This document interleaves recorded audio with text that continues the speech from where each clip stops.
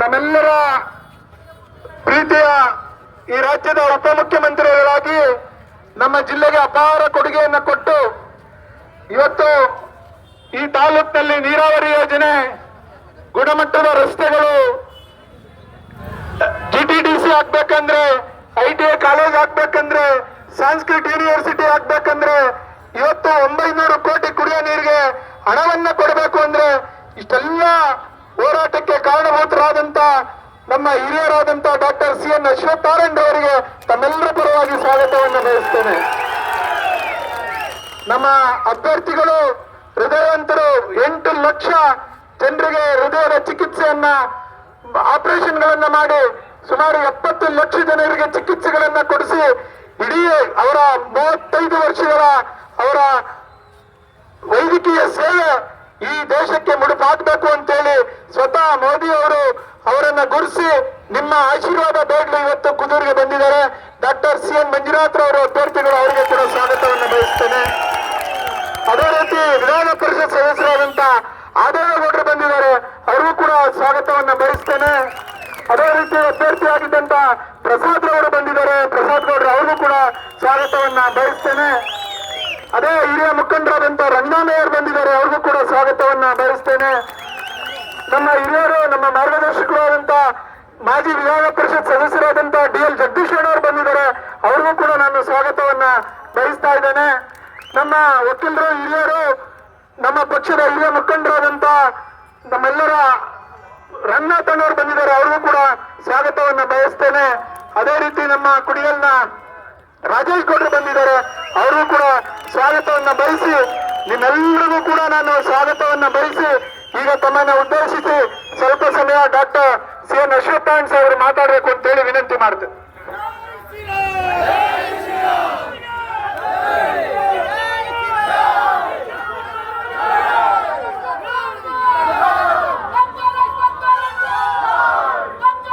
ಹೋಬಳಿಯ ಎಲ್ಲ ನಾಗರಿಕ ಬಂಧುಗಳೇ, JDSನ ಮತ್ತು ಭಾರತೀಯ ಜನತಾ ಪಾರ್ಟಿಯ ಎಲ್ಲ ಕಾರ್ಯಕರ್ತ ಬಂಧುಗಳೇ, ಈ ದಿನ ಮೊದಲನೇದಾಗಿ ನಿಮ್ಮೆಲ್ಲರಿಗೂ ರಾಮನವಮಿ ಹಬ್ಬದ ಶುಭಾಶಯಗಳನ್ನ ಕೋರ್ಲಿಕ್ಕೆ ಇಷ್ಟಪಡ್ತೀನಿ. ಆತ್ಮೀಯರೇ, ಇಡೀ ದೇಶದಲ್ಲಿ ಇವತ್ತು ದೇಶದ ಚುನಾವಣೆ, ಲೋಕಸಭಾ ಚುನಾವಣೆ ನಡೀತಿದೆ, ಮೋದಿ ಚುನಾವಣೆ. ಹಾಗಾಗಿ ಇವತ್ತೆಲ್ಲರೂ ನಾವು ಸಜ್ಜಾಗಿದ್ದೀವಿ ಮತ್ತೊಮ್ಮೆ ನರೇಂದ್ರ ಮೋದಿ ಸರ್ಕಾರ ಅಂತ. ಹಾಗಾಗಿ ಈ ದಿಕ್ಕಲ್ಲಿ ಭಾರತೀಯ ಜನತಾ ಪಾರ್ಟಿಯ ಮತ್ತು JDS ಪಕ್ಷದ ಅಭ್ಯರ್ಥಿಯಾಗಿರುವಂತ ನಿಮ್ಮೆಲ್ಲರ ಅಚ್ಚುಮೆಚ್ಚಿನ ಹೃದಯವಂತ ಡಾಕ್ಟರ್ ಆದಂತ CN ಮಂಜುನಾಥ್ ಅವರು ಇವತ್ತು ನಮ್ಮೊಂದಿಗೆ ಇದ್ದಾರೆ.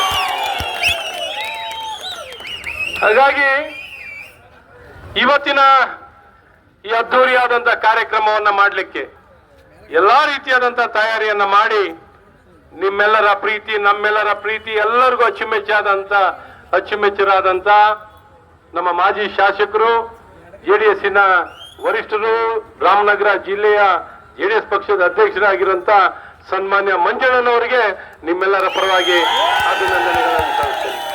ಹಾಗೆ ನನ್ನೊಂದಿಗೆ ನಮ್ಮ ಭಾರತೀಯ ಜನತಾ ಪಾರ್ಟಿಯ ನಾಯಕರಾಗಿರುವಂತಹ ಸನ್ಮಾನ್ಯ ಪ್ರಸಾದ್ ಅವರು, ರಂಗನಾಥಯ್ಯನವರು, ರಂಗನಾಥ್ ಅವರು, ಎಲ್ಲ ಗಣ್ಯಮಾನ್ಯರು, ನಮ್ಮ ರಾಜೇಶ್ ಗೌಡ್ರು ಎಲ್ಲ ಇದ್ದಾರೆ.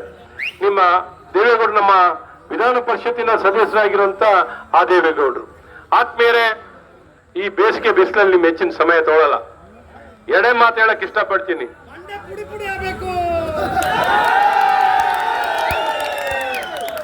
ಈ ಸಲ ಡೈಲಾಗ್ ಚೇಂಜ್ ಮಾಡೋಣ. ಕರಗಿಸೋಣ. ಬೇಸಿಗೆ ಬಿಸಿಲಲ್ಲಿ ಹಾಗೇ ಕರಗಿಸಿ ಮಣ್ಣಲ್ಲಿ ಬೆರೆಸ್ಕೊಂಡು ಇಟ್ಕೊಂಡ್ಬಿಡೋಣ.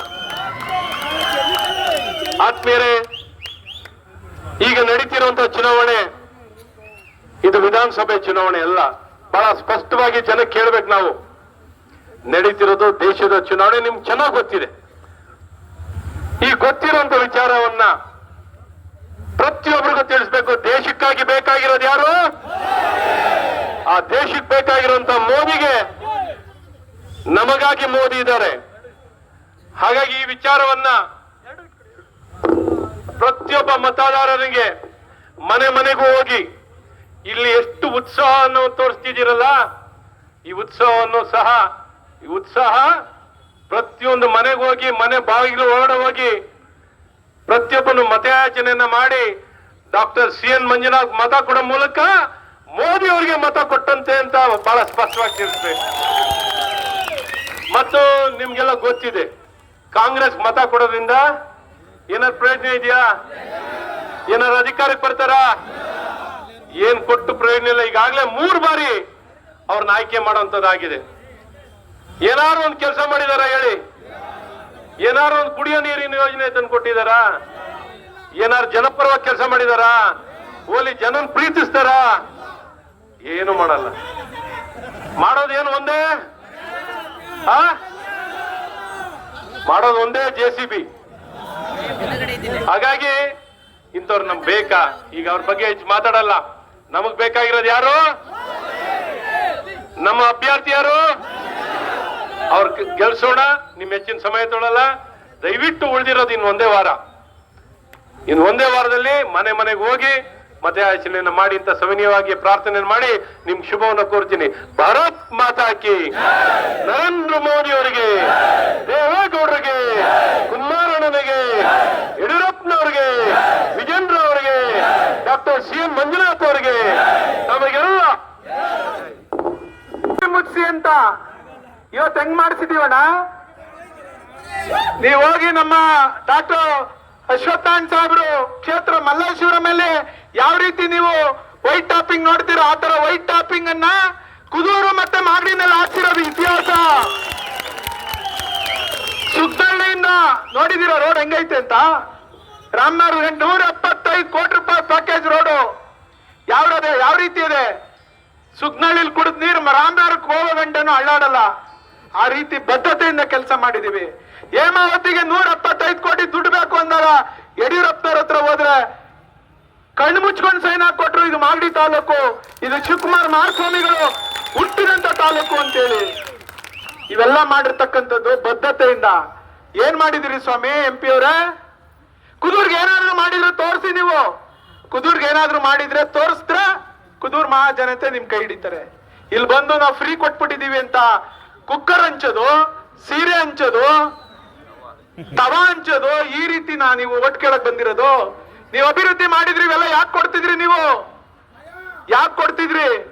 ದಯಮಾಡಿ ನಿಮಗೆ ಭಯ ಶುರು ಆಗಿದೆ. ಯಾವಾಗ ಭಯ ಶುರು ಆಯ್ತು? ಡಾಕ್ಟರ್ ಕ್ಯಾಂಡಿಡೇಟ್ ಅಂತ ಅವತ್ತನೇ ಶುರು ಆಯ್ತು. ಅವತ್ ಬೆಳಗ್ಗೆನೆ ತವಾ ಕುಕ್ಕರ್ ಎಲ್ಲ ಈಚೆಗೆ ಬಂದ್ಬಿಟ್ಟು. ಇವ್ರಿಗೆ ಯೋಗ್ಯತೆ ಇದ್ದಿದ್ರೆ, ಇವ್ರೇನಾದ್ರೂ ಅಭಿವೃದ್ಧಿ ಕೆಲಸ ಮಾಡಿದ್ರೆ ಧೈರ್ಯವಾಗಿ ಬಂದು ಎದೆ ತಟ್ಕೊಂಡು ಕೇಳೋರು ನಾನು ಕೆಲಸ ಮಾಡಿದೀನಿ, ನಾನು ಓಟ್ ಕೊಡಿ ಅಂತ. ಒಂದ್ ಕುಕ್ಕರ್ ಅಲ್ಲಿ ಒಂದ್ ಕೈಯಲ್ಲಿ ಕುಕ್ಕರ್ ಅಂತ, ಇನ್ನೊಂದ್ ಕೈಯಲ್ಲಿ ಕೂಲಿ ಅಂತೆ. ಹೆಂಗೆ ಕೊಡಕ್ಕಾಯ್ತಿತ್ತು? ಕಾರ್ಡ್ ಕೊಟ್ಬಿಟ್ಟು ಕಾರ್ಡ್ನ 5,000 ಕೊಟ್ಟವ್ರ?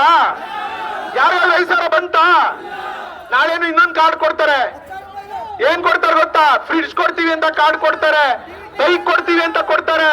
ನೀವೇನ ಯಾಮಾರಿದ್ರೆ ಹೋದ್ ಸರಿ ಹಂಗ ಯಾಮಾರಿಸಿದ್ರೆ ಯುರೋಪ್ ಮಹಾನ್ ಪುರುಷರುಗಳು ಅದೇ ರೀತಿ ಯಾಮಾರಿಸ್ತಾರೆ. ದಯಮಾಡಿ ಯಾರಿಗೂ ಇಷ್ಟ ಇಲ್ಲ. ಕುದೂರ್ ಕಾಂಗ್ರೆಸ್ನವ್ರಿಗೆ ಯಾರಿಗೂ ಇಷ್ಟ ಇಲ್ಲ ಅವ್ರಿಗೆ ಓಟ್ ಹಾಕಕ್ಕೆ. ಕುದೂರ್ನ ಕಾಂಗ್ರೆಸ್ನ ಮುಖಂಡರುಗಳು ಹೇಳ್ತಾ ಇದಾರೆ, ಇಲ್ಲ ಇಂಥವ್ರು ಬೇಡ, ಪುಣ್ಯವಂತರನ್ನ ಕರ್ಕೊಂಬಂದಿದ್ದೀರಿ, ಆ ಧರ್ಮಾತ್ಮರನ್ನ ಕರ್ಕೊಂಬಂದಿರಿ, ಸಾಕ್ಷಾತ್ ಧರ್ಮಸ್ಥಳ ಮಂಜುನಾಥ ಸ್ವಾಮಿ ತರನೇ ಇವತ್ತು ಡಾಕ್ಟರ್ ಮಂಜಣ್ಣವ್ರು ಬಂದವರು ಅಂತ. ದಯಮಾಡಿ ನೀವು ಅವ್ರಿಗೆ ಓಟ್ ಕೊಡ್ಬೇಕು. ಸಮಯ ಜಾಸ್ತಿ ಆಗಿದೆ, ಅವರು ತಮ್ಮನ್ನೆಲ್ಲ ಉದ್ದೇಶಿಸಿ ಮಾತನಾಡ್ತಾರೆ. ಎಲ್ಲ ತಿಳಿಸಿದ್ದಾರೆ. ಇದು ದೇಶದ ಚುನಾವಣೆ, ಇದು ದೇಶದ ಭವಿಷ್ಯವನ್ನ, ದೇಶದ ಆರ್ಥಿಕ ಸ್ಥಿತಿಯನ್ನ, ದೇಶದ ಸುಭದ್ರತೆಯನ್ನ ಮಾಡುವಂತಹ ಒಂದು ಚುನಾವಣೆ. ಹೀಗಾಗಿ ಮತದಾನ ಅನ್ನೋದು ಬಹಳ ಮುಖ್ಯವಾದದ್ದು. ಅಂಬೇಡ್ಕರ್ ಅವರು ಹಲವಾರು ಬಾರಿ ಹೇಳಿದ್ದಾರೆ. ಅಂಬೇಡ್ಕರ್ ಅವರು ಏನ್ ಹೇಳಿದ್ದಾರೆ ಅಂದ್ರೆ, ಮತ ಮತ್ತು ಮತದಾನ ಮನೆಯ ಮಗಳಿದ್ದಾಗೆ, ಇದನ್ನ ಯಾವುದೇ ಕಾರಣಕ್ಕೂ ಮಾರಾಟ ಮಾಡ್ಕೋಬಾರ್ದು ಅಂತ ಹೇಳಿದ್ದಾರೆ ಅಂಬೇಡ್ಕರ್ ಅವರು. ಯಾಕೆಂದ್ರೆ ಇವತ್ತು ನೋಡ್ಬೋದು, ಇವತ್ತು ನರೇಂದ್ರ ಮೋದಿ ಅವರ ಸರ್ಕಾರ ಎಷ್ಟು ಜನಪರ ಕಾಳಜಿ ವಹಿಸಿ ಜನರ ಬಳಿಗೆ ಬಂದಿದ್ದಾರೆ, ಜನರ ಕಷ್ಟ ಸುಖಕ್ಕೆ ಆಗಿದ್ದಾರೆ ಅಂತ.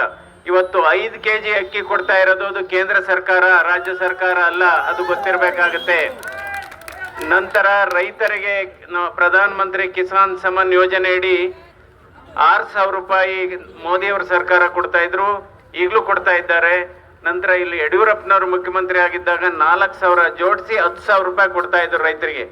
ಆದ್ರೆ ಈಗ ಏನಾಗಿದೆ, ಈ 4,000 ರೂಪಾಯಿ ಈ ಸರ್ಕಾರ ಕೊಡ್ತಾ ಇಲ್ಲ. ಈಗ ಕೇಂದ್ರ ಸರ್ಕಾರದಿಂದ ಮಾತ್ರ 6,000 ರೂಪಾಯಿ ರೈತರಿಗೆ ಕೊಡ್ತಾ ಇದ್ದಾರೆ. ಇದನ್ನ ತಿಳ್ಕೊಬೇಕಾಗತ್ತೆ.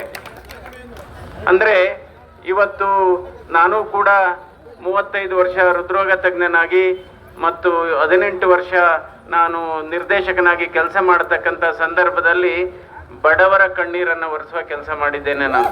ಯಾಕೆಂದ್ರೆ ಯಾವುದೇ ಒಬ್ಬ ರೋಗಿಯನ್ನು ಕೂಡ ಹಣಕ್ಕೋಸ್ಕರ ಚಿಕಿತ್ಸೆ ಇಲ್ದಲೆ ಕಳಿಸಿಲ್ಲ. ಹಲವಾರು ಸುಧಾರಣೆಗಳನ್ನ ತಂದಿದ್ದೇನೆ. ಯಾವತ್ತೂ ಕೂಡ ನಾವು ನೋಡ್ಬೋದು, ನಾವು ನಿಜವಾಗ್ಲೂ ಬಡವರ ಸೇವೆಯನ್ನ, ನಿರ್ಗತಿಕರ ಸೇವೆಯನ್ನ, ಕೂಲಿ ಕಾರ್ಮಿಕರ ಸೇವೆ ಮಾಡಿದ್ರೆ ಅಂಥವ್ರ ಮನೆಯಲ್ಲಿ ದೇವರೇ ಬಂದು ವಾಸ ಮಾಡ್ತಾನಂತೆ. ಸೊ ಅದರಿಂದ ಆ ರೀತಿ ಕೆಲಸ ಮಾಡಬೇಕು. ಒಂದು ಸಣ್ಣ ಕಥೆಯನ್ನು ಹೇಳಿ, ಈಗ ಆಲ್ರೆಡಿ ಈ ಬಿಸಿಲಲ್ಲಿ ಇಷ್ಟೊಂದು ಜನ ಸೇರಿದ್ದೀರಿ, ಒಂದು ಸಣ್ಣ ಕಥೆಯನ್ನು ಹೇಳಿ ಚುನಾವಣೆ ಯಾವ ರೀತಿ ಸಾಗಿದೆ ಅನ್ನೋದ್ರ ಬಗ್ಗೆ ನಾನು ಹೇಳ್ಬಿಡ್ತೇನೆ. ಒಬ್ಬ ಸತ್ತೋಗ್ತಾನೆ. ಸತ್ತೋದಂಥ ಸಂದರ್ಭದಲ್ಲಿ ಅವನು ನಮ್ಮ ನಂಬಿಕೆ ಪ್ರಕಾರ ಸ್ವರ್ಗ ನರಕ ಅಂತ ಇದೆ, ಮೇಲ್ಗಡೆ ಹೋಗ್ತಾನೆ.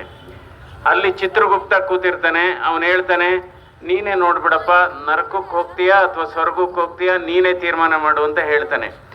ಹೇಗಾದ್ರೂ ಆಗ್ಲಿ ಹೋಗಿ ಫಸ್ಟ್ ನರಕ ನೋಡ್ಕೊ ಬರ್ತೀನಿ ಅಂತ ಹೋಗ್ತಾನೆ.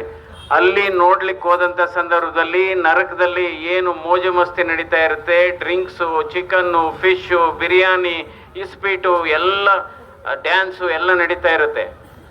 ಇದೇನು ಹಿಂಗೆ ನರಕ ಅಂತೀರ, ಇಷ್ಟು ಜೋರಾಗಿ ನಡೀತಾ ಇದೆ ಇದು ಮೋಜು ಮಸ್ತಿ ಅಂತ. ಹೇಗಾದ್ರೂ ಆಗ್ಲಿ ಸ್ವರ್ಗ ನೋಡಪ್ಪ ಅಂತ ಹೇಳ್ತಾನೆ ಅವ್ನು ಚಿತ್ರಗುಪ್ತ. ಅಲ್ಲೋದ್ರೆ ಎಲ್ಲ ಧ್ಯಾನ ಮಾಡಿ ಶಾಂತಿಯಾಗಿ ಒಂದೇ ಕಡೆ ಕೂತಿರ್ತಾರೆ, ಯಾವುದು ಗಲಾಟೆ ಇಲ್ಲ. ಅವನು ಹೇಳ್ತಾನೆ, ಸ್ವರ್ಗ ಪ್ರಯೋಜನ ಇಲ್ಲ, ಇದು ನಾನು ನರಕಕ್ಕೆ ಕಳಿಸ್ಬಿಡಪ್ಪ ಅಂತ. ಆಯ್ತು, ಒಂದ್ ದಿವಸ ಆಯ್ತು. 2ನೇ ದಿವಸ ಶುರುವಾಗುತ್ತೆ ನರಕದಲ್ಲಿ.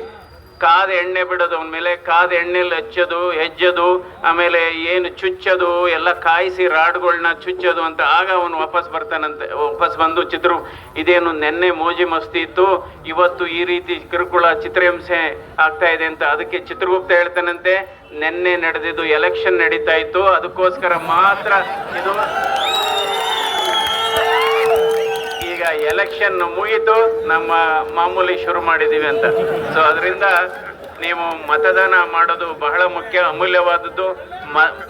ಮತದಾನ